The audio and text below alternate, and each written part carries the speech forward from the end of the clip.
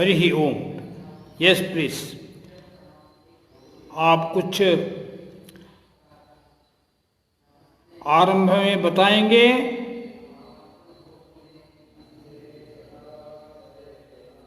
शुरू करना है।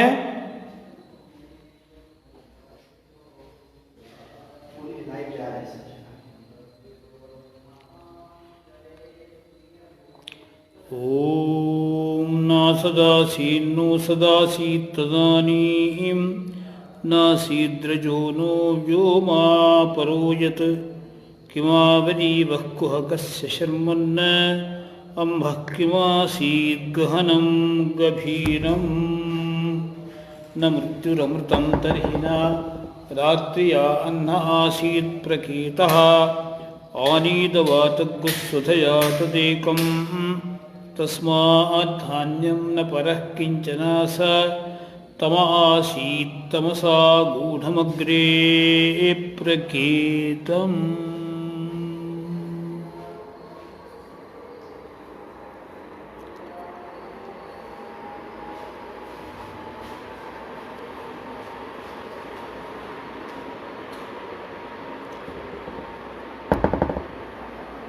I am very happy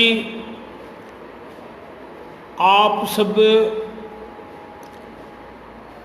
भारतीय ऋषि विज्ञान के साधक, रखवाले, चिंतक,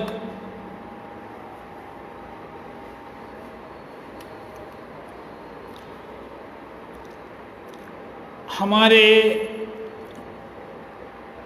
चक्षुष पथ पर नजरिए में उपस्थित है। मुझे सृष्टिवाद के बारे में कुछ अनंत सागर के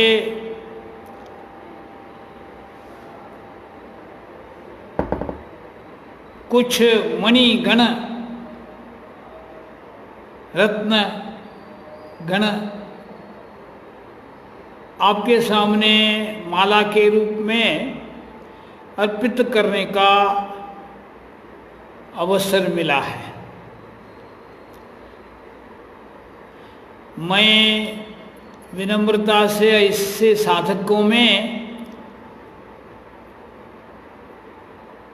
एक ऐसा मानता हूँ कि ज्ञान पक्ष में मेरी यात्रा दशकों से चलती आ रही है। I have been traveling on this chosen highway where I meet many great sadhakas who share with me their knowledge. So I enrich my knowledge by exchanging my thoughts with them. इस तरह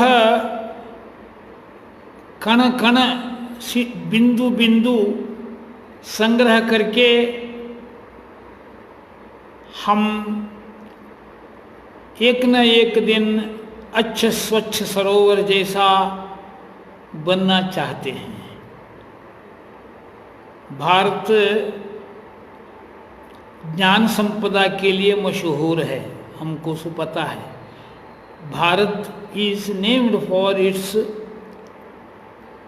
enriched fund of knowledge, highly funded. So यह एक शाखा जो है सृष्टिवाद, cosmology, यह भी एक ज्ञान संपत्ति का, ज्ञान संपदा का असीम संभावनाओं से भरा हुआ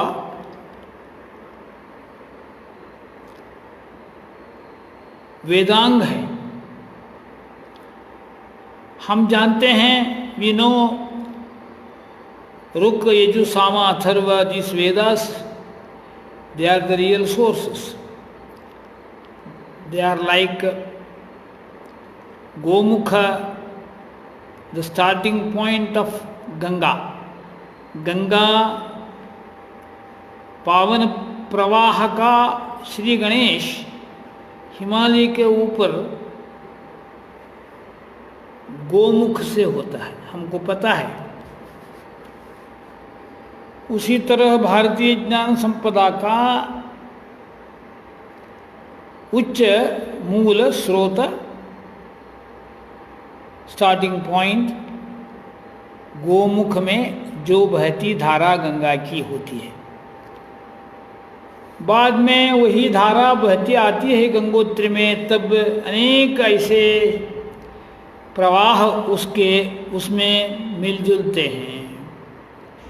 मैंने other subsidiaries rivers come and join. That is how from Gangotri it takes a form of river, नदी का स्वरूप प्राप्त होता है।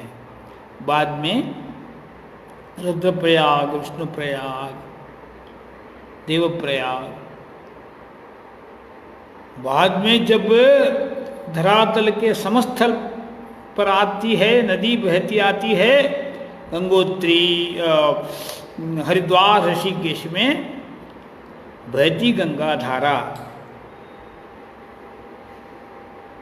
इसी तरह भारतीय ज्ञान संपदा शुरू होती है वहाँ उच्च शिखर के मूल से, बहती धारा नदी का स्वरूप ग्रहण करती है हरिद्वार में, ऋषिकेश में।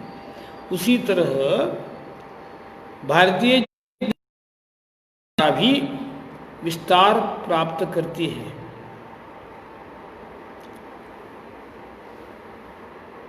दिस पर्टिकुलर ब्रांच, शाखा जो है, this is very very interesting, innovative area है। अधिक संख्या का हिंदी, हिंदी अनंतरम संस्कृत।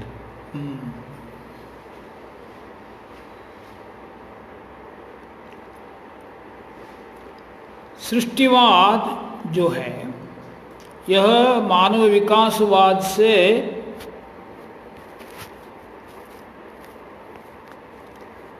जुड़ती है।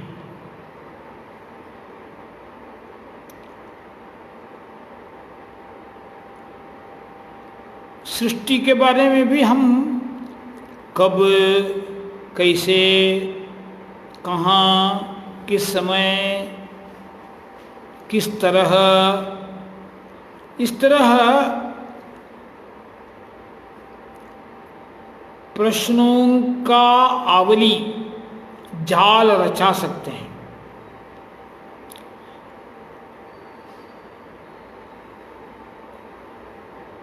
भारतीय सृष्टिवाद और पाश्चात्य सृष्टिवाद दोनों में महान अंतर है। अब सृष्टिवाद के बारे में जब हम विचार करना शुरू करते हैं,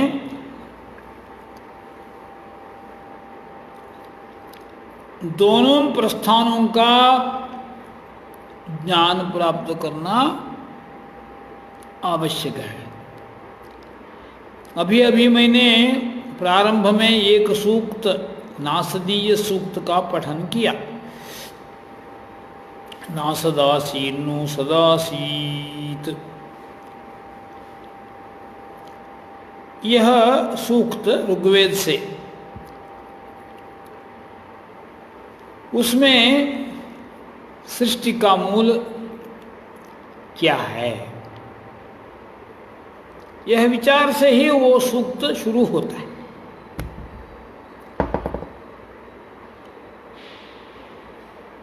उसमें एक शून्यवाद का चित्रण मिलता है। पहले कुछ नहीं था, अब सब कुछ विकसित हो गया। वो कैसे होता है?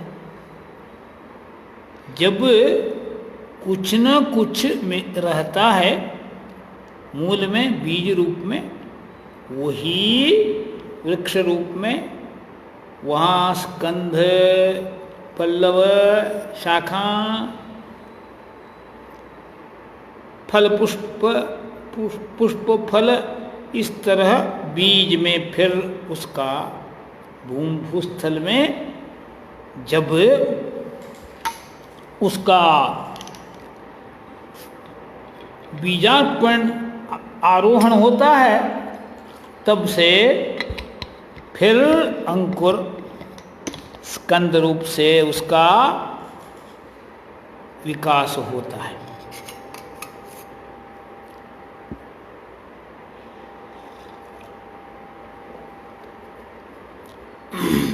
इसी तरह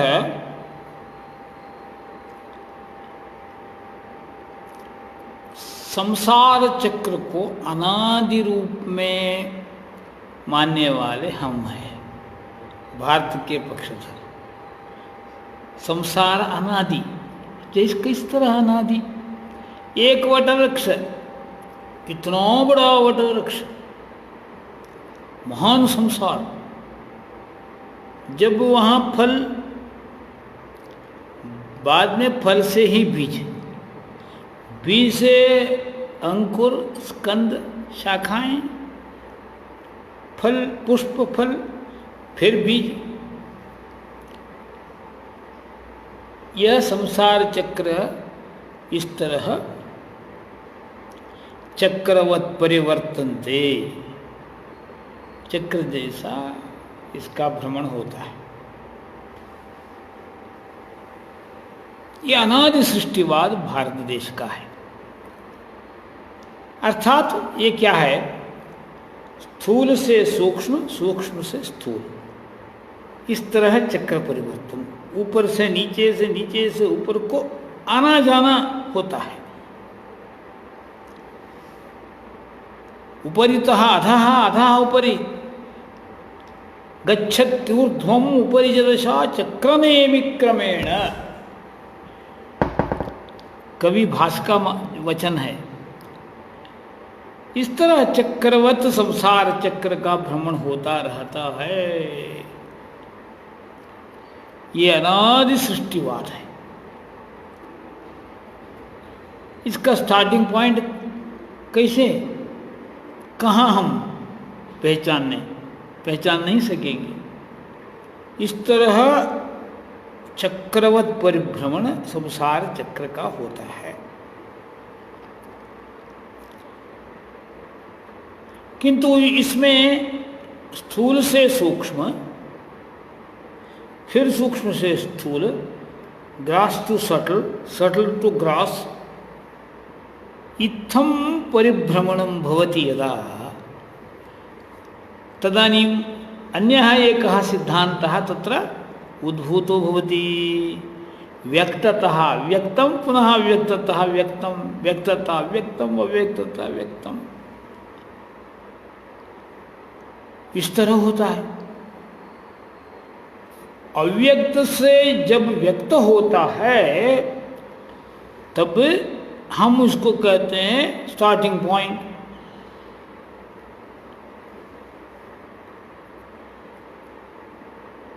यह विचार हमको स्पष्ट होना चाहिए। इसको वेदांत में क्या कहते हैं? पंचीकरण। सृष्टि, स्थिति, प्रलय, फिर सृष्टि, स्थिति, प्रलय, इस तरह जो चक्र परिभ्रमण होता है। प्रलयावस्था में क्या है? सूक्ष्मता। पुराणों में कथा है, सारे सृष्टि के मूल तत्व, मूल सत्व प्रलय काल में संक्षिप्त रूप में थे।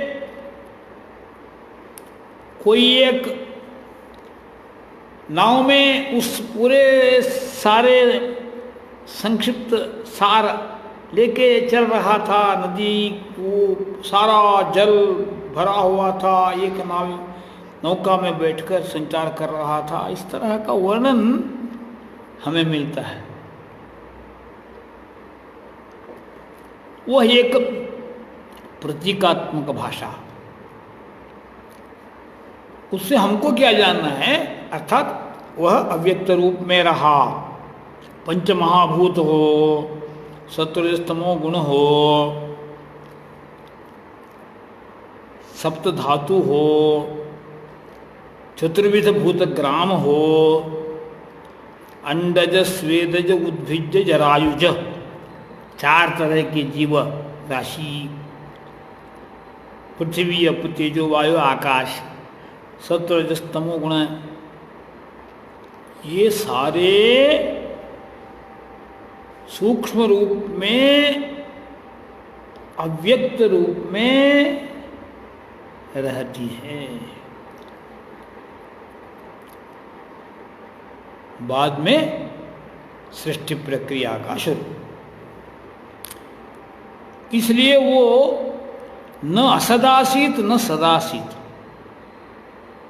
न आसीत रजो न व्योमा परोयत, किमावरी वह को, वो नभ भी नहीं था, अग्नि भी नहीं था, वो तमो रूप में नहीं था, तेजो रूप में भी नहीं था। तमोसीत तमसा गूढ़म, निगूढ़ था। अप्रकेतम शब्द से इसका वर्णन नहीं करना संभव, कोई इसके लिए प्रतिमा उदाहरण नहीं है। वो सलिल भी था, अर्थात जल तत्व, आकाश तत्व, भूत, सारे 5 भौतिक तत्व वह गूढ़ रूप से रहे थे सृष्टि के पहले। यह वर्णन हमको मिलता है नासदीय सूक्त में। नासदीय सूक्ते एवं वर्णनमस्ति, अप्रकेत सलिलम इति उच्यते।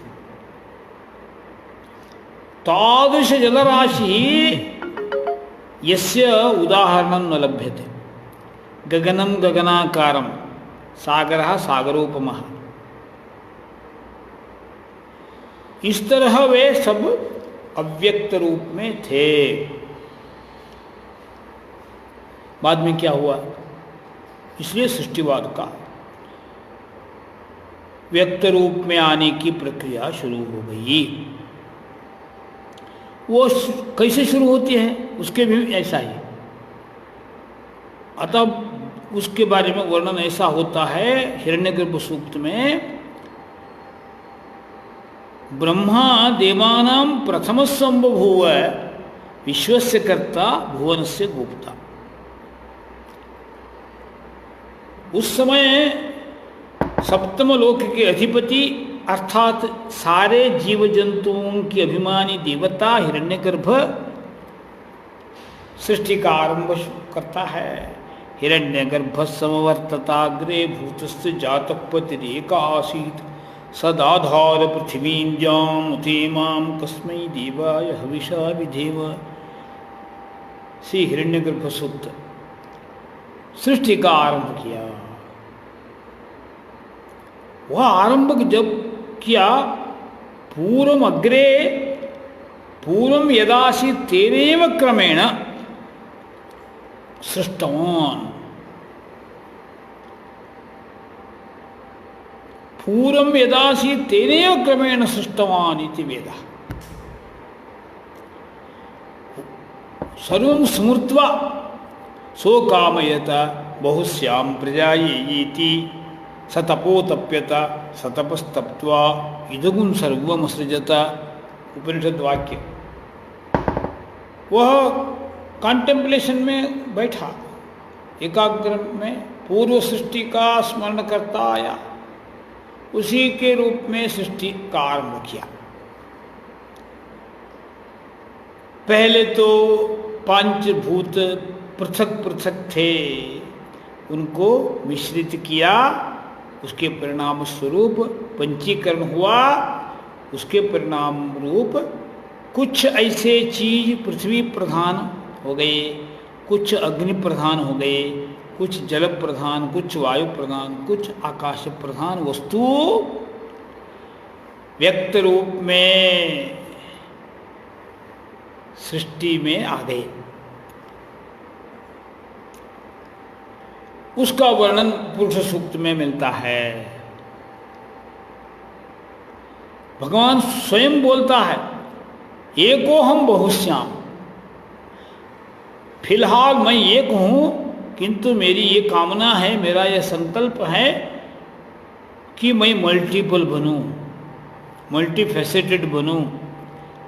विविधता में मेरा आविष्कार शुरू हो गया, एको हम बहुश्याम। इस तरह संकल्प, वो संकल्प से ही सृष्टि। सतव इदगुम सर्वम तत्सृष्ट्वा तदेवानुप्राविशत। That is another interesting. After having created this gross world, स्थूल प्रपंच को, व्यक्त प्रपंच को विकसित करते करते उसमें वो स्वयं समाहित हो गया। तत्सृष्ट्वा तदेव अनुप्राविशत। He entered into every article, particle. See this beauty, सौंदर्य है। आत्मान स्वयं सृजत, अपने को ही वह एक रूप में पहले था, उसको अनेक रूप में आविष्कार किया, परिष्कार किया। इस तरह ये स्थूल प्रपंच उभर कर आया। इस तरह सृष्टि की विकास का वर्णन उपनिषदों में सच्चत्यच्चाभवत्, निरुक्तञ्चा निरुक्तञ्चा, निलयनञ्चा निलयनञ्चा, विज्ञानञ्चा विज्ञानञ्च, सत्यञ्च अनृतञ्च सर्वम् अभवत्। उपनिषद वाक्य का सौंदर्य आप आस्वाद कर सकते हैं। इस तरह वो मल्टीपल हो गया। स्वयं भगवान, सच्चिदानंद रूप भगवान अब क्या हो गया? सत्वरजस्तमो गुणात्मक हो गया, पृथ्वी तेजो रूपात्मक हो गया, शब्द स्पर्श रूप रसगंध रूप हो गया। इस तरह सृष्टि का विकास का वर्णन वेदों में मिलता है। छांदोग्य उपनिषद के तृतीय षष्ठ अध्याय में, ऐतरेय उपनिषदों में, तैत्तिरीय शाखा की ब्रह्मानंद वल्ली शिक्षावल्ली में, ये सब बहुत सुंदर काव्य भाषा में वर्णन।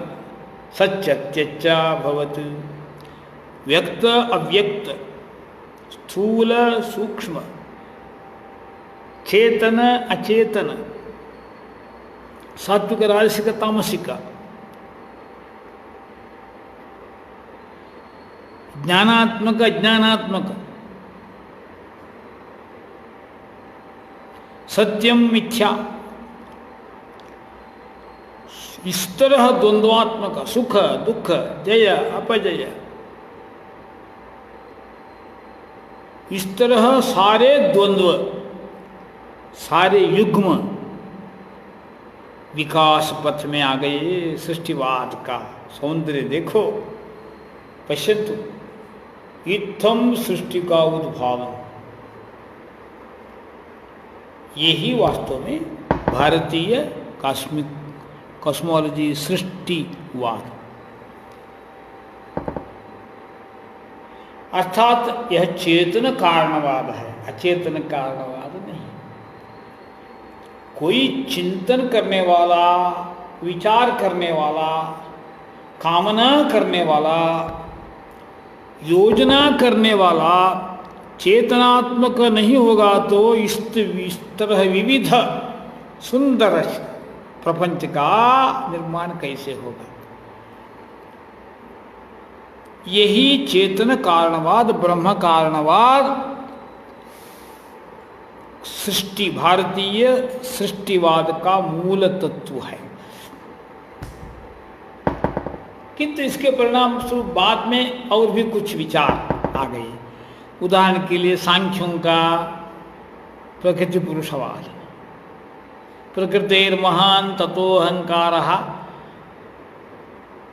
इस तरह कारिका है। वहाँ प्रकृति पुरुष पहले, बाद में पंचमात्रा, शब्द स्पर्श रूप रसगंध, पृथ्वी तेजो वायु आकाश, बाद में ज्ञानेन्द्रिय कर्मेंद्रिय था। वह उपनिषद आधारित सृष्टिवाद है। अर्थात ब्रह्म कारणवाद ये प्रकृति कारणवाद हो गए। किंतु प्रकृति कारणवाद में भी चेतन होना आवश्यक है। किंतु पाश्चात्यों का जो विचार है वह अचेतन कारणवाद है। उसको वो क्या कहते हैं, आकस्मिकवाद कहते हैं। यह सृष्टि अब जो है यह आकस्मिकवाद सृष्टि उनका अज्ञेयतावाद एग्नोस्टिज्म कहते हैं। स्वयं इस तरह हो गया, अचानक इस तरह हो गया, कारण के बिना ही स्वयं स्वभाव से हो, उसको स्वभाववाद भी कहते हैं। यह ऐसा क्यों है, यह वस्तु ऐसा क्यों है, या इसका स्वभाव ऐसा है बस। वायु वाति किमर्थम, वायु स्वभाव। अग्नि दहति किमर्थम, अग्नि स्वभाव। मानव भाषण करोति किमर्थम, तस्य सा विशेष शक्ति सहज शक्ति तदनुसारेण सा करोति। इस तरह इसको आकस्मिकवाद कहते हैं, स्वभाववाद कहते हैं। यह वाद आधुनिक लोगों का, उदाहरण के लिए इमैनुअल कांट, डार्विन, ऐसे बेकन, ऐसे पाश्चात्य फिलोसोफर्स कुछ हैं, बड़े बड़े विद्वान, उनका यह विचार है। वे प्रकृति से परे कुछ देख नहीं सकते हैं, इसलिए ये सब उनके लिए एक रासायनिक परिणाम। एक बीज से इतना बड़ा वटछाया वटवृक्ष उगता है, वो उसका स्वभाव प्रकृति है। उसका जो तत्व है, सत्व है, वो छोटे बीज में है, उसके परिणाम स्वरूप वो इतना बड़ा होता है। यह भी स्वभाव है। इसलिए ये स्वभाववाद, आकस्मिकवाद, अज्ञानवाद, ये सब पाश्चात्य विचारधारा से आ गया है। इसलिए उनकी चिंतन प्रक्रिया अलग होती है।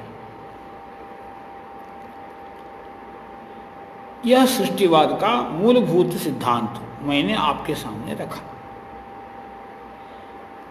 भारतीय सृष्टिवाद में आत्मा, परमात्मा, इनका बहुत बड़ा स्थान होता है। चेतनमय जगत का जो अनूह्य स्वरूप है वह हमारे सामने आता है। प्रतिनियत देश काल निमित्त क्रिया फलाश्रयस्य, शंकराचार्य जी का व्याख्यान भाष्य, जन्माद्य से यतः। जगत सृष्टि स्थिति संहार किस तरह होता है, इस तरह होता है। यहाँ हर संभावित क्रियाकलाप प्लैंड है, नियत, एक्शन नियत है। इसलिए कोई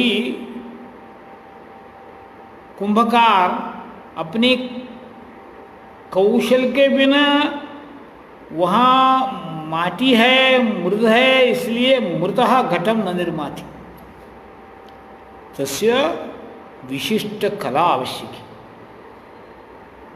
सर्वाः मृदः घटाः न भवन्ति, विशिष्ट मृदः घटाः भवन्ति। तस्याः मृदः अपि सः कलावान् कथं मिश्रीकरणं करणीयं, कियत् जलम् अपेक्षितं सर्वं ज्ञात्वा मृत् सिद्धतां करोति। तदनन्तरं चक्रं, तदनन्तरं दण्डः, कौशलम्, एतत् सर्वं उपयुज्य समीचीनं घटं निर्माति कुंभकारः।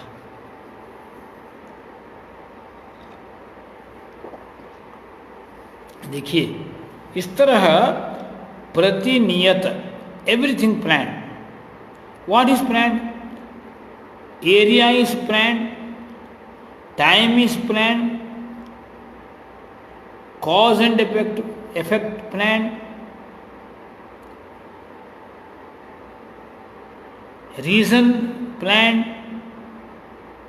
result planned, skill planned, सर्वम प्लान प्रतिनियतम। आकस्मिक कुछ नहीं होता सृष्टि में, आकस्मिक कुछ नहीं, कारण के बिना कार्य नहीं होता। यह सृष्टिवाद का मूल तत्व है, भारतीय सृष्टिवाद का। अनप्लान्ड कुछ नहीं, अचानक अपने आप कुछ नहीं होता। इसलिए मानवीय संकल्प और मानव उत्तर अगोचर संकल्प, दैव संकल्प, ये सब इसमें मिलता है, निमित्त होता है, उपकरण होता है, अधिष्ठान भी होता है, कौशल होता है, भगवान की कृपा भी वहाँ सपोर्टिंग रूप में, उसके परिणाम कार्य सिद्ध हो जाता है। ये भारतीय सृष्टिवाद।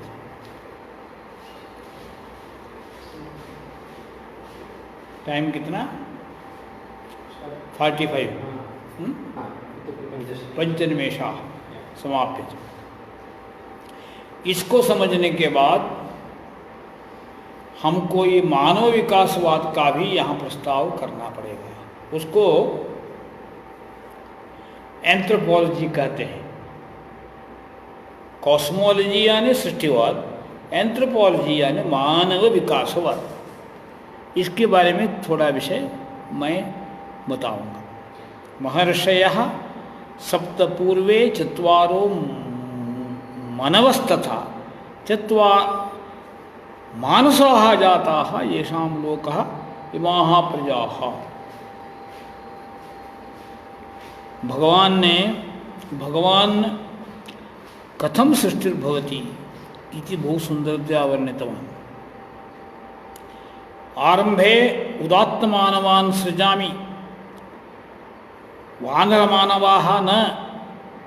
वानरमानववादः यः वादः पाश्चात्यानां डार्विन विकासवादः अविचाररमणीयः। इदानीं तस्य महत्त्वं कथं? कारणं भारतदेशस्य सरस्वत्याः तीरे आदिमानवस्य जीवकोशकणाः प्राप्ताः। DNA एनालिसिस् कृतवन्तः। तत्परिणामतः मानवस्य मूलं मानव एव। मानवादेव मानवस्य उत्पत्तिः, न तो वानरात् मानवस्य, न चिम्पांजीतः मानवस्य, ऋषेः। अतः ये सप्त ऋषयः सृष्टिमूलपुरुषाः, मरीच्यादयः, कश्यपादयः, तथैव सनक सनंदन सनत्कुमारादयः, ते मूलपुरुषाः, अर्थात the best specimen of mankind. मानवतायाः अत्यंत उदात्त स्वरूपम्। तादृशाः ऋषयः एव भारत मानव वंशस्य मूलपुरुषाः। तेभ्यः सृष्टिः। तेषां मूलमपि सरस्वतीनद्याः तीरे सप्तसिन्धुधारास्थाने इति निश्चितम्। इदानीं तत्र के आसन्? महर्षयः आसन्, मनवः आसन्। ते उदात्तपुरुषाः, मानवाः, मानसाः, देहप्रधानाः न, मनःप्रधानाः, बुद्धिप्रधानाः, बुद्धियोग साधकाः महर्षयः। चत्वारो मनवः, स्वयंभुवा, स्वारोजिषा इत्यादि मनवः, मुनयः, सप्तर्षयः। ततः सृष्टिरारम्भः इति भगवद्गीता। महर्षयः सप्त पूर्वे चत्वारो मनवस्तु। कृष्णः वदति तान् आदिमानवान् सप्तर्षिरूपान् चतुर्दश मनुरूपान् मानसान् बुद्धियोगीन् योग साधकान् अहम प्रथमं स्वीकृतवान्। स्वीकृत्य तेभ्यः योगं दत्तवान्। भगवान् स्पष्टं वदति, इमं विवस्वते योगं प्रोक्तवान् अहमव्ययम्। भगवान् भगवतः शब्दः अयं, भगवतः उच्चारणमिदं गीतायां। विवस्वते सूर्याय दत्तवान् योगं। सूर्यः अपि जीवः खलु, द्वादश आदित्याः ते देवाः जीवाः। तेभ्यः अहं योगं दत्तवान्।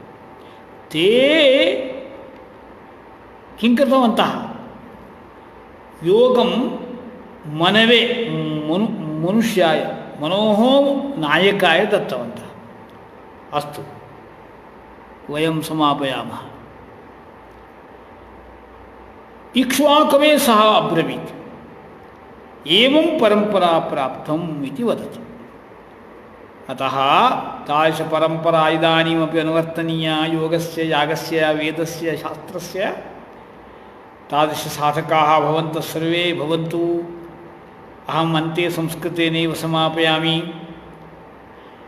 इतः परं नूतनयुगारम्भो भवति। युगानुकूल अध्ययनपरम्परा अस्माकं भवेत्। भारतीय शिक्षणमण्डलतः गुरुकुलप्रकल्पपरतः तादृशमधुरक्षणे, युक्तक्षणे, पावनक्षणे वयं वर्तामहे। भवन्तः सर्वे आगताः, ज्ञानसम्पदः बिन्दून् स्वीकृतवन्तः। भवद्भ्यः नमो नमः। स्वस्ति प्रजाभ्यः परिपालयन्तां न्याय्येन मार्गेण महीं महिषाः। गोब्राह्मणेभ्यः शुभमस्तु नित्यं। लोकाः समस्ताः सुखिनो भवन्तु। ओम स्वस्ति।